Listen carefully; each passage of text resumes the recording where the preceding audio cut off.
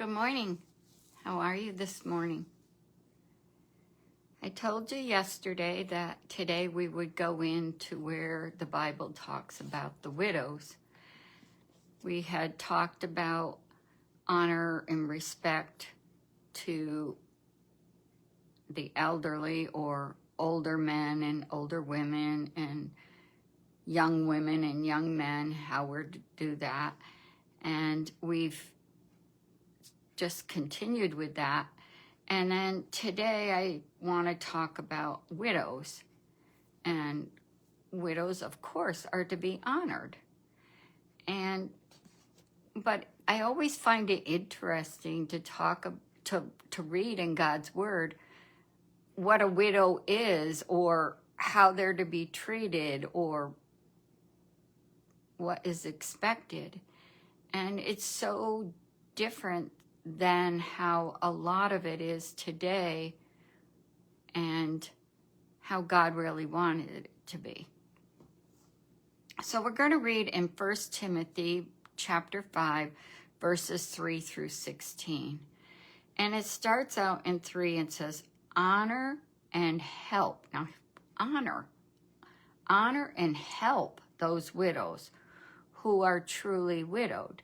Now, it's not saying, questioning about whether their husbands have passed or not.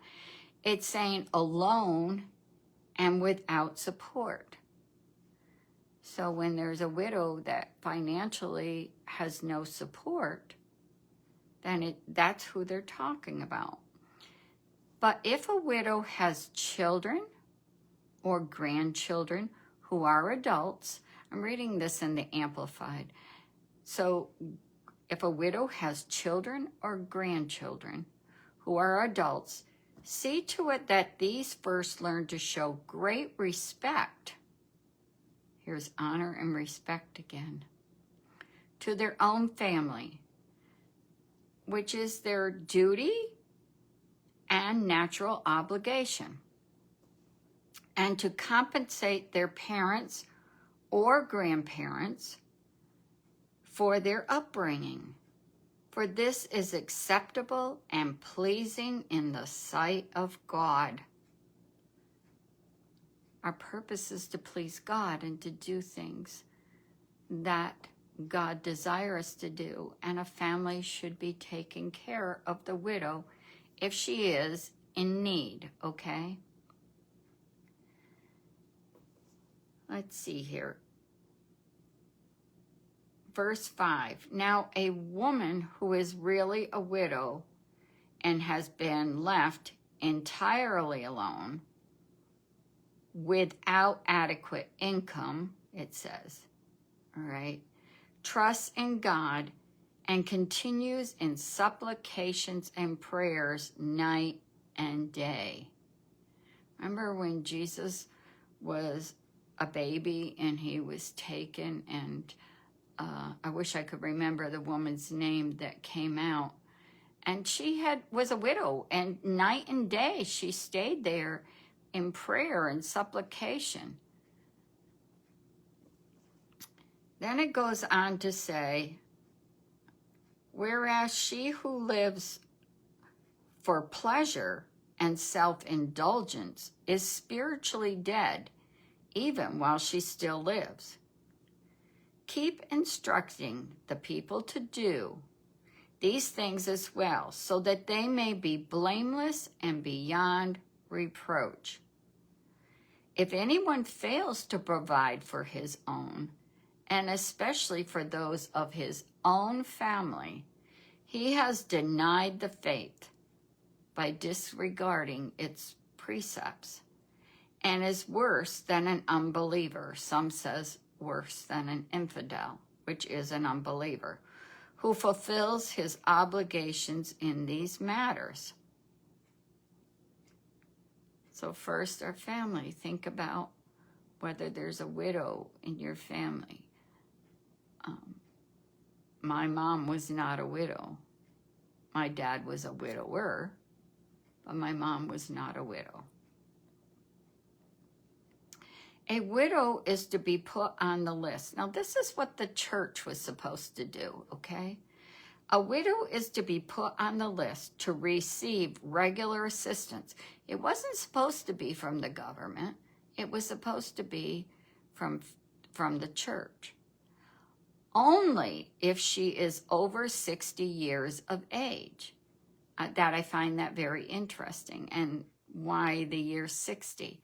And I feel that that's because that 60 is the time that God felt it was a time of retiring and not being able to go out and work, or not to go out and work. I'm not sure, but 60.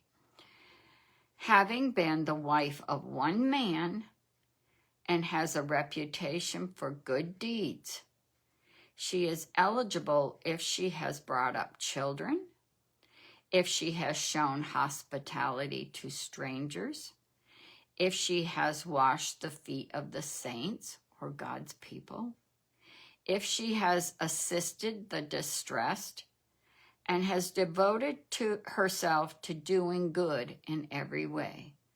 I'm not telling you perfection, telling you that her life was devoted to serving God. But, in verse 11, but refuse to enroll the younger widows, for when they feel their natural desires in disregard of Christ, they wish to marry again. And so they incur condemnation for having set aside their previous pledge, which in this it tells, oh, I guess I didn't do it, I'm sorry. Okay, so what he's saying is their previous pledge, their commitment to God. Now at the same time, they also learn to be idle as they go from house to house, and not only idle, but also gossips and busybodies, meddlers in things that do not concern them, talking about things they should not mention.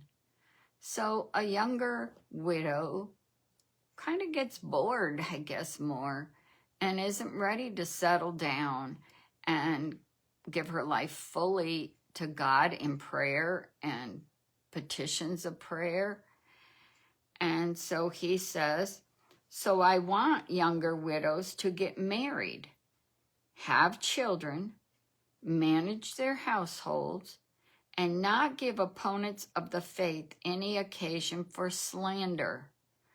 Okay? She should marry.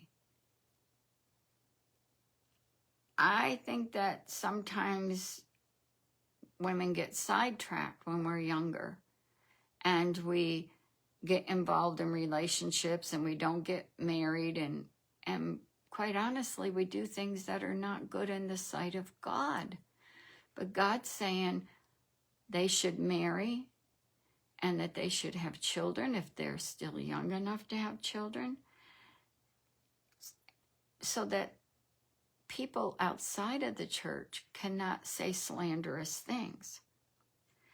It says some widows have already turned away from the faith to follow Satan. Many out there are doing the things that God has not called them to do. If any believing woman has dependent widows in her household, so this is like daughters, granddaughters, she must assist them according to her ability, and the church must not be burdened with them, so that it may assist those who are truly widows, those who are all alone and are dependent, who cannot financially take care of themselves, or maybe even physically. That if there's not sons, first sons are supposed to take care of them. Then if there's no sons, then the daughters should take care of them. We are to take care of our loved ones as best as we can. So I wanted to talk a little bit about that, because I just find it, first of all, the church was to take care of the widows. We weren't to depend on the government. But the younger women were not thought of the same way as the older women because they were not ready to settle down and give their lives wholly and totally over to God in prayer.